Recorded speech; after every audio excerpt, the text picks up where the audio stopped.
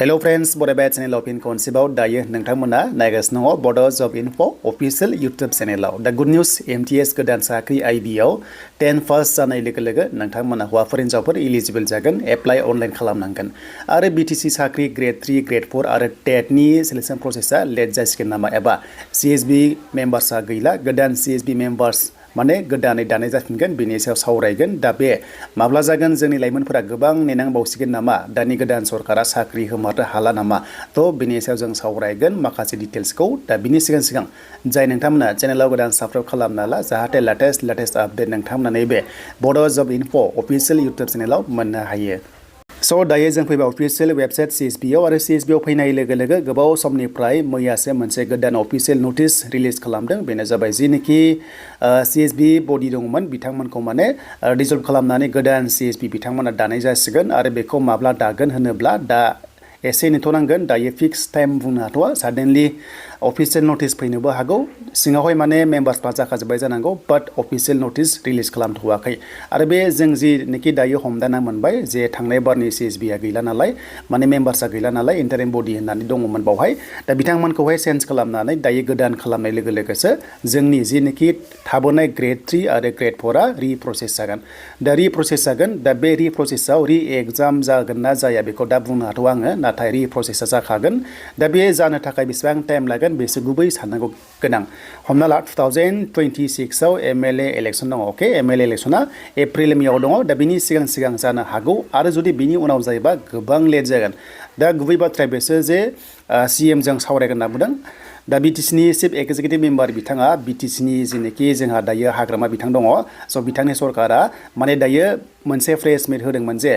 CM जों सावरायगोन CM आसो मेन नालाय आसाम स्टेटनि दा बेखायनो थ' बेजों सावरायनानै जिनोखि दायो BTC आव सर्टेज स्टाफ जादों माने गोबां स्टाफा खमायलांबाय होनना बुंदों माखासे प्रेस मिटनि गेजेरजों दा बेखायनो थाबैनो फुल फ्लेजेड खालामनो थाखाय बा अफिस लेभेलाव दा हमना ला 39 डिपार्टमेन्टनि खोथा बुंदों बावहाय जाहाथे माने जिनोखि मेन पावारा खम जाना दङ बेखौ जाहाथे थाबैनो सावरायनायनि गेजेरजों जाहाथे माने बेखौहाय खामानिखौ मावफुंगोन होननानै बुंदों स' बेखौ नायोबा जों मिथिगौ जे डिपार्टमेन्ट वाइसआवहाय जिनोखि माखासे मेन पावार एबा एमप्लयिज थायो नालाय बेयो खम जाना दंखायो दा बेखायनो खामानिफ्रा माने स्ल' जायो दा बिनि थाखायनो जाहाथे साख्रिखौ हमना ला अलमस्ट हमना ला 1000 नि खाथियाव पस्टआ दं नालाय बेखौ होनाय लोगो लोगोनो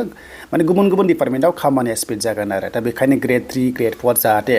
थाबैनो CM जों सावरायनानै जाहाथे एपइन्टमेन्टखौ होयो आसा खालामो BTC सरकारा थाबैनो जाहाथे होयो देन बेनिफ्राय बेखौ दोनथ'नानै जोङो नायोब्ला जिनोखि दा CSB चेयारमेन आरो मेम्बार्स गोदान लिस्ट आउट जाबासो जोंनि जिनोखि थाबोनाय पेन्डिं थानाय प्रसेसा जानाय चान्सआ दङ जुदि नैबे डिसेम्बराव बिथांमोना गोदानै बडि खालामोबा हमना ला बेबादिनो जोंहा हमना ला डिसेम्बर जानुवारि बेबादि टाइमा लानो हागौ जों जास्ट बेखौल' आसा खालामनो हासिगोन जे MLA इलेक्शन सिगां बिफोर MLA इलेक्शन थ' बियो प्रसेसा जानो हागौ नङाबा गोबां लेट जागोन दा बेखौ जों मोनथिबाय दा बेखिनियावनो थाथ'बाय BTC नि आपडेटआ दायो जों थांसै MTS साख्रियाव सोर एप्लाइ खालामनो हायो स' दायो मोनसे गोदान साख्रि फैदों बेनो जाबाय सेन्ट्रेल गभर्नमेन्टनि IB आव एबा इन्टेलिजेन्स बिउर'आव दा बे MTS पस्टआव फैदों अके स' MTS पस्टआव नोंथांमोना पस्टआ एकदम खम अब्लाबो जायनोखि इन्ट्रेस्टेड दङ नोंथांमोना एप्लाइ खालामनो हागोन दा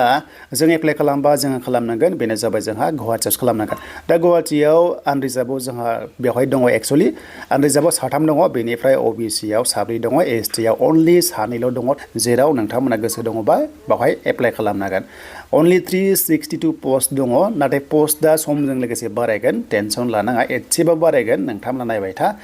दा स्केल फिया जोबोर मोजां 18,000 निफ्राय 56,000 प्लास गुबुन बायदिसिना एलाउन्सेस दङ बेखौ जोङो मोनलांबाय थागोन जेब्ला साख्रिया जायो मेट्रिक पास जानाय लोगो लोगो बेखौ एप्लाइ खालामनांगोन पार्सेन्ट नाङा बेनिफ्राय डोमिसाइल नांगोन बा PRC नांगोन दा बेखौ जों मिथिगौ 18 निफ्राय 25 इयार्स बाट जोंनि ST